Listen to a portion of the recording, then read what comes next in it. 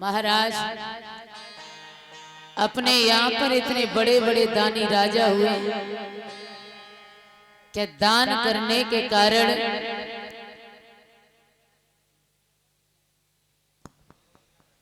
उन्हें शरीर सहित स्वर्ग में भेज दिया था।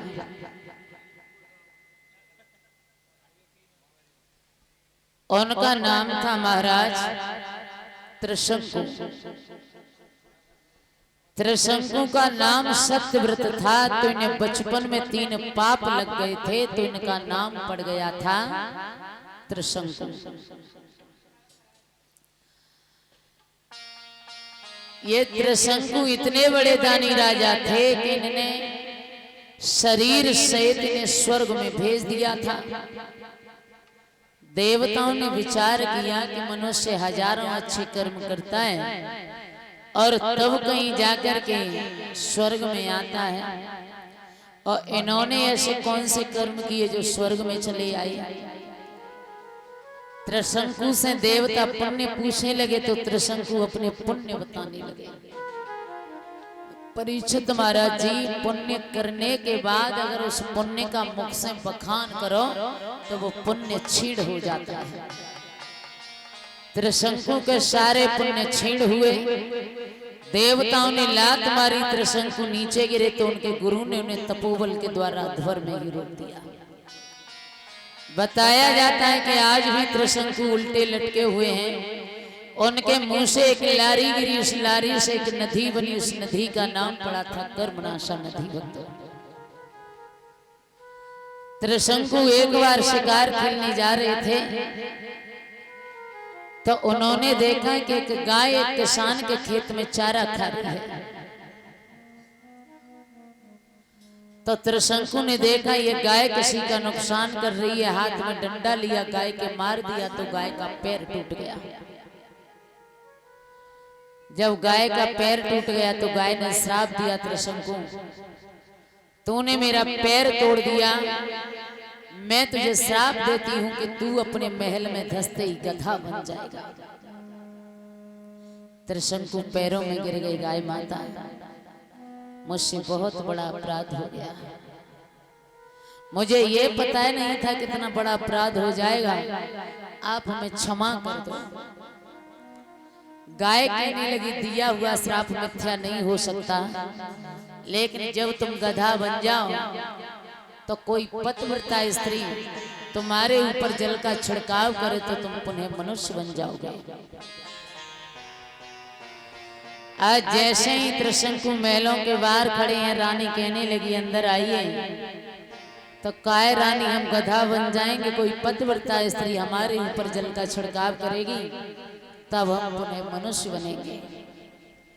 त्रिशंकु अंदर धसे तो त्रिशंकु गधा बन गए। भक्तों, और जब गधा बन गए तो पत्नी अपने पति को लेकर के दरवाजे दरवाजे पर घूम रही हैं, आवाज लगा रही हैं और एक ही बात कह रही हैं कि पति मेरे गधा भये, आरे स्वामी गधा भये, और रानी फूटी फूटी के रोई।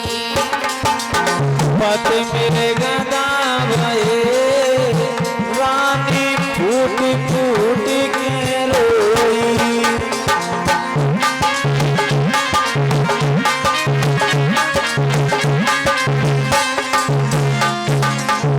पति को लेकर के चारों तरफ फिर रही हैं, दरवाजे दरवाजे पर गली गली में जा रही हैं। सुनो, आरे काशी की आई राजधानी, काशी की आई राजधानी, काशी की आई राजधानी, काशी की आई राजधानी। बिलख बिलख रोए रही महारानी, बिलख बिलख रोई रही महारानी, बिलख बिलख रूपवती महारानी, बिलख बिलख रोई रही महारानी। हमारे ने लूट लए, हमारे हारे ने लूटी लए रानी फूट फूट के रोई। पति मेरे कमाल गए रानी फूट फूट के रोई।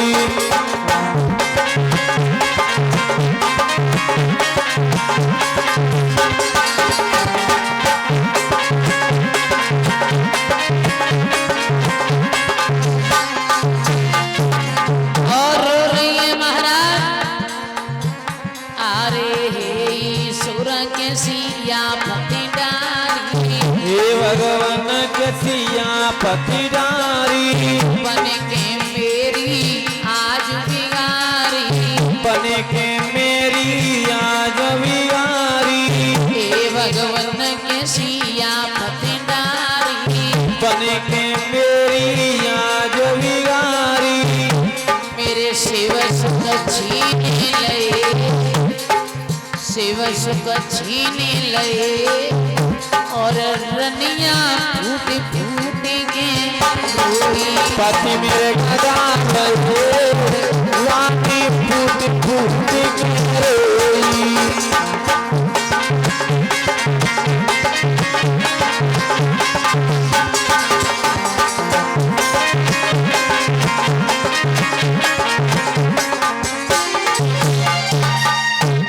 रानी दरवाजे दरवाजे पर घूम रही है, पति गधा बने हैं, आवाज लगा रही है कोई पतिव्रता स्त्री मेरे पति पर जल का छिड़काव करे तो मेरे पति पुनः मनुष्य बन जाए।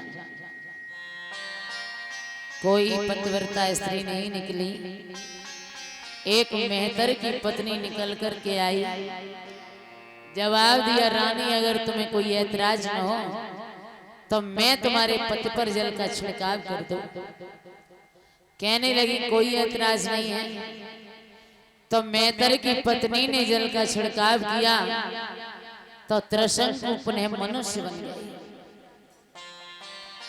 और जब मनुष्य बन गई तो त्रिशंकु कहने लगे आप हमसे कुछ मांग लो। तो मेहतर की पत्नी ने कहा हमें कुछ ना चाहिए लेकिन तुम्हारा पुत्र मेरे यहाँ पर पानी भरेगा।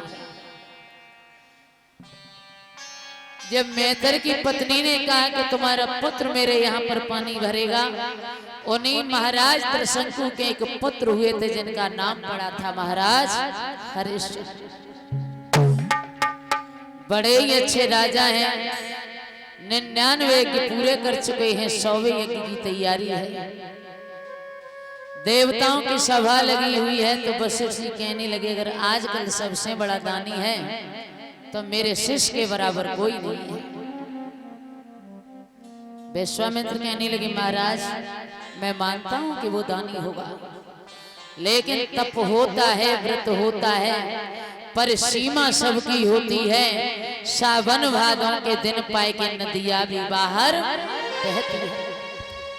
सावन भादों के दिन आ जाएं तो छोटे छोटे नदी नवारे भी अपने आपे से बाहर बहने लगते हैं। सोना क्या खूब चमकता है, सोना क्या खूब चमकता है, जब तक दिखलाओ आंच नहीं। मुने भर बेकार की बातें हैं की गई अभी तक जांच नहीं। अरे मालूम तो तब पड़े जब तुम्हारे शिष्य की परीक्षा ले ली जाए। वशिष्ठ जी कहने लगे परीक्षा लेना चाहते हो, एक बात बोले हैं सुनो।